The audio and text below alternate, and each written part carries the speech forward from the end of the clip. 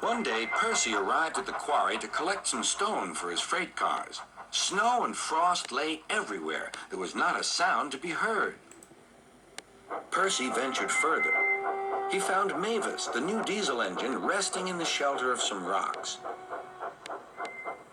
"Cheer up, Mavis," he whistled. Mavis was still remembering the trouble she'd had with cars. "Manager says I don't listen to advice. He says I've no business jauntering down Toby's line. Toby's a fusspot."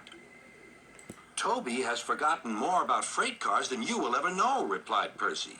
"You must put the cars where he wants them. Then you'll be a really useful engine. Now, if you'll excuse me, I have to take these stones to the harbor." Mavis liked Percy, but she still wouldn't listen to his advice. "Why shouldn't I go on Toby's line?" The siding arrangements were awkward. To put the cars where Toby wanted them, Mavis had to make several journeys.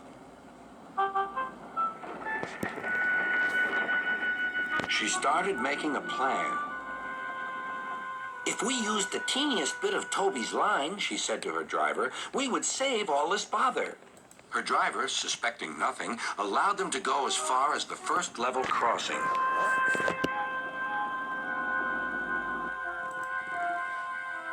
A few days later, the weather changed.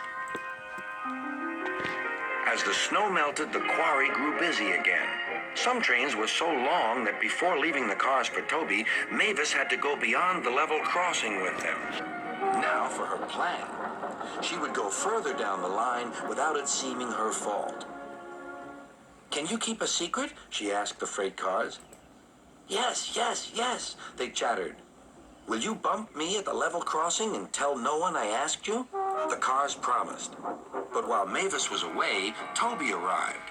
He decided to shunt the cars himself. The cars decided to bump him anyway.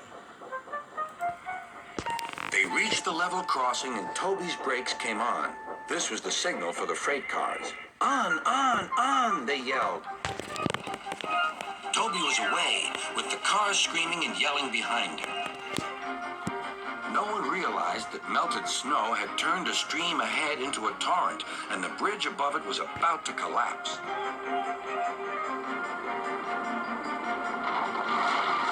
The rails were now like a tightrope across the thundering water.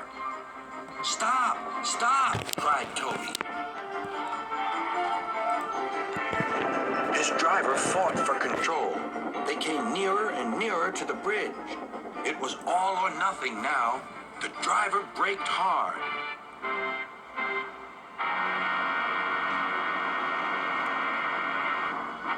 Toby stopped, still on the rails, but with his wheels treading the tightrope over the abyss.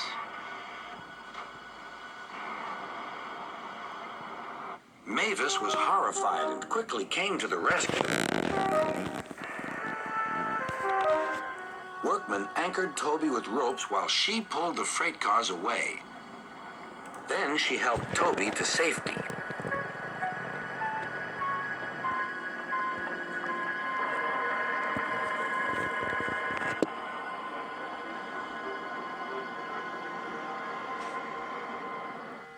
"I'm sorry about the cars," said Mavis. "I can't think how you managed to stop them in time."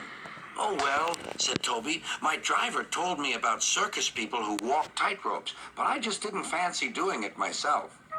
Later, Sir Topham Hatt arrived. "A very smart piece of work," he said.